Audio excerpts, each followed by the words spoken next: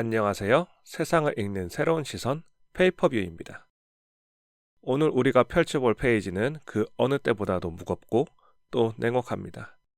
워싱턴의 밀실에서, 제네바의 회담장에서, 그리고 우크라이나의 참호 속에서 지금 이 순간 세계 운명을 가를 거대한 거래가 진행되고 있습니다. 준비되셨나요? 그럼 페이퍼뷰 시작합니다. 1630년 청교도 지도자 존 윈스롭이 아메리카 대륙을 밟으며 했던 말이 있습니다. 우리는 언덕 위의 도시가 되어야 한다. 전 세계가 우리를 지켜보고 있다. 시간이 흘러 1989년 1월, 퇴임을 며칠 앞둔 로널드 레이건 대통령은 고벨연설에서 이 단어를 다시 꺼냈습니다. 냉전의 승리를 목전에 둔 시점, 그는 미국이 전 세계 자유의 등대이자 누구에게나 열려있는 기회의 땅이어야 한다고 호소했죠. 그것은 미국이 지켜야 할 자부심이자 도덕적 의무였습니다. 그런데 2025년 11월 오늘 그 언덕 위의 도시는 사실상 폐업을 선언했습니다. 도덕이 있던 자리에 가격표만 덩그러니 남긴 채 말이죠. 최근 워싱턴 뒷방에서 우크라이나 전쟁을 끝내겠다며 만든 비밀문서가 유출됐습니다. 작성자의 정체를 알면 귀를 의심하실 겁니다. 이 평화안을 쓴 사람은 외교관도 안보 전문가도 아닙니다. 미국의 부동산 개발업자 스티브 위트코프와 러시아 국부펀드 매니저 키릴 드미트리예프가 머리를 맞대고 썼습니다. 내용은 더 충격적입니다. 전쟁이 끝나면 우크라이나 재건 사업을 할 건데 거기서 나오는 수익의 50%는 미국이 가져가겠다. 들리시나요? 이건 평화조약이 아닙니다. 전쟁이라는 비극을 이용해 수익을 뽑아내려는 아주 냉혹한 부동산 개발 계획서입니다. 영국의 파이낸셜 타임즈는 이걸 두고 1990년대 마피아식 거래라고 불렀고, 월스트리트 저널은 평화가 아니라 항복문서라고 비판했습니다. 도대체 어떤 내용이길래 전 세계가 경악했을까요? 오늘 우리는 이 28개 조항 그리고 수정된 19개 조항을 뜯어보면서 한 가지 무서운 진실을 마주하려 합니다. 이건 남의 나라의 전쟁 얘기가 아닙니다. 가치를 버리고 거래를 택한 미국, 안보가 유료 구독 서비스가 되어버린 세상, 과연 다음 청구서는 누구에게 날아올까요? 처음 공개된 28개 평화안은 충격 그 자체였습니다. 왜 효율을 위해 정의를 버리자는 말이 나왔을까요? 이 문서는 한 국가의 생존 문제를 마치 부동산 기업을 청산하는 과정처럼 취급했기 때문입니다. 피해자의 권리 같은 건 복잡하니까 무시하고 일단 손해를 확정짓고 남은 이익이나 나눠 갖자. 철저히 계산기만 두드린 결과였죠. 더 기가 막힌 건 이 문서의 진짜 출처입니다. 마르코 루비오 미 국무장관은 나중에 이렇게 털어놨습니다. 사실 이건 미국의 아니었다. 러시아의 요구사항을 트럼프의 특사 스티브 위트코프가 받아서 전달한 것뿐이다. 상상해 보십시오. 미국이 푸틴의 소원 수리함을 들고 우방국에게 서명을 강요한 셈입니다. 이 엉망진창인 상황을 수습하기 위해 지난 주말 제네바에서 긴급 회동이 열렸습니다. 회담장에는 거물들이 총출동했습니다. 우크라이나 측에서는 젤렌스키의 오른팔인 안드리 게르막 비서실장과 루스템 우메로프 국가안보 국방위원회 서기가 나섰고, 미국 측에서는 마르코 루비오 국무장관, 댄 드리스콜 육군장관, 그리고 중동을 부동산 거래처럼 다뤘던 트럼프의 사위 제러드 쿠슈너까지 등장했습니다.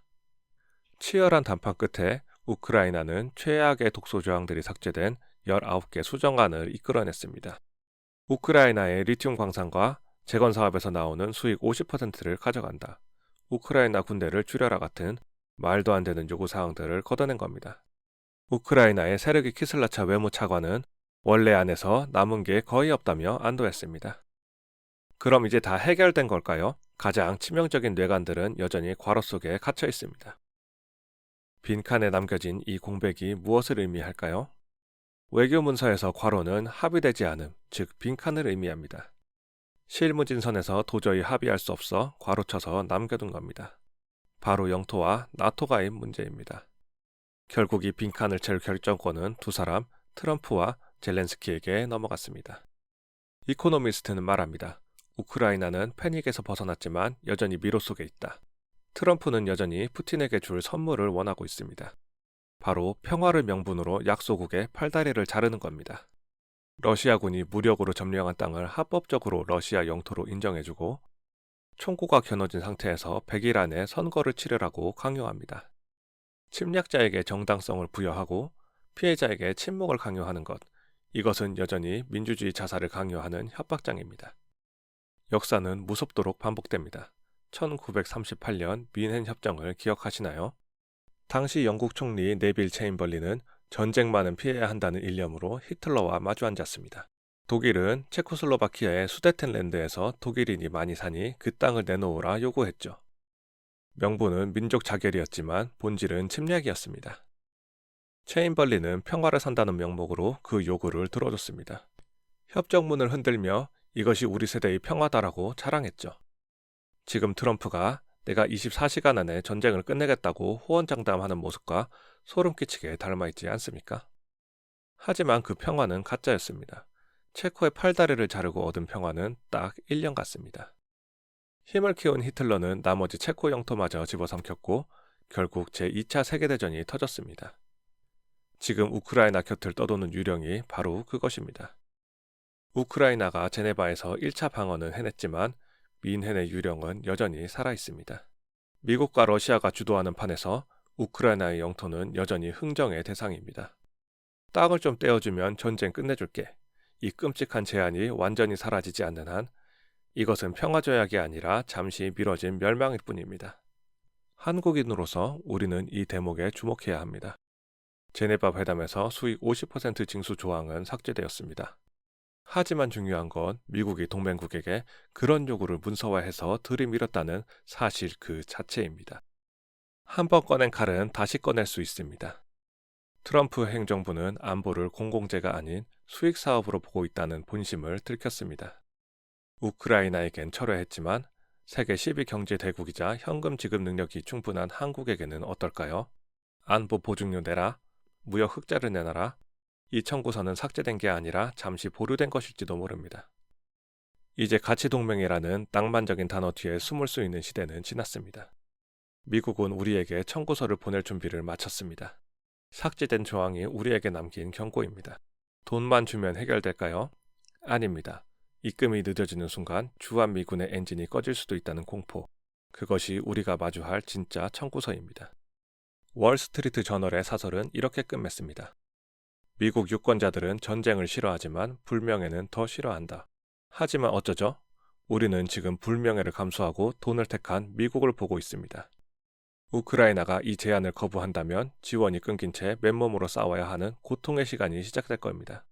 하지만 아이러니하게도 그 거절만이 21세기에 아직 정의가 숨쉬고 있다는 걸 증명할 유일한 길일지도 모르겠습니다. 언덕 위에 빛나는 도시는 문을 닫았습니다. 이제 우리 앞에 도덕도 권위도 없고 차가운 거래만이 남은 광야가 펼쳐져 있습니다. 만약 당신이 우크라이나의 대통령이라면, 아니 대한민국의 대통령이라면 이 계약서에 서명하시겠습니까? 오늘의 페이퍼뷰는 여기까지입니다. 냉혹한 국제 정세 속에서 우리가 놓치지 말아야 할 이면을 계속 읽고 싶다면 구독과 좋아요 부탁드립니다. 여러분의 생각은 어떠신가요?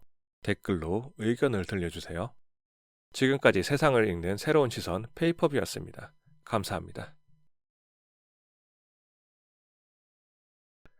지난 며칠간 위층 창가에 머무를 때면 저는 빛나는 언덕 위의 도시에 대해 생각했습니다. 이 표현은 존 윈스럽이 자신이 상상한 미국을 묘사하기 위해 쓴 말입니다. 그가 상상한 것이 중요한 이유는 그가 초기 청교도이자 초창기의 자유인이기 때문입니다. 그는 어느 날 우리가 작은 나무배라 부르는 것을 타고 이곳으로 여행을 왔습니다. 다른 청교도들과 마찬가지로 그 역시 자유로울 수 있는 고향을 찾고 있었습니다. 저는 정치 인생 내내 그 빛나는 도시에 대해 이야기해왔지만 제가 그 말을 할 때 마음속으로 무엇을 보았는지 제대로 전달했는지는 잘 모르겠습니다. 제 마음속의 도시는 대양보다 강한 바다 위에 세워진 바람이 불고 신의 축복을 받은 긍지 높고 우뚝 솟은 도시였습니다.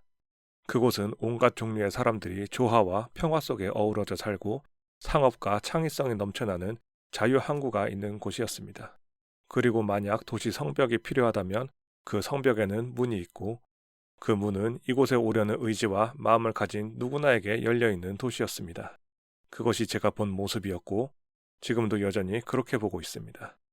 그리고 이 겨울밤 그 도시는 어떤 모습으로 서 있습니까? 8년 전보다 더 번영하고 더 안전하며 더 행복해졌습니다. 하지만 그보다 더 중요한 것은 이것입니다. 200년, 두 세기가 지났지만 미국은 여전히 화강암 능선 위에 굳건하고 진실하게 서 있으며 그 어떤 폭풍 후에도 그녀의 빛은 흔들리지 않았다는 겁니다. 그녀는 여전히 자유를 갈망하는 모든 이들에게 등대이자 어둠을 뚫고 고향을 향해 달려오는 모든 잃어버린 곳의 순례자들을 끌어당기는 자석과 같습니다. 우리는 우리의 역할을 다했습니다. 이제 제가 도시의 거리로 걸어나가는 이 순간 레이건 혁명의 주역들 그리고 지난 8년 동안 미국을 다시 일으켜 세우기 위해 일해온 미국의 모든 남녀에게 마지막으로 한마디를 남깁니다. 친구들이여, 우리는 해냈습니다. 우리는 그저 시간만 때운 것이 아니었습니다. 우리는 변화를 만들어냈습니다. 우리는 이 도시를 더 강하게 만들었고 더 자유롭게 만들었으며 훌륭한 사람들의 손에 넘겨주었습니다. 모든 것을 고려할 때 나쁘지 않았습니다. 전혀 나쁘지 않았습니다. 그럼 안녕히 계십시오. 여러분에게 신의 축복이 있기를, 그리고 미국에 신의 축복이 있기를 빕니다.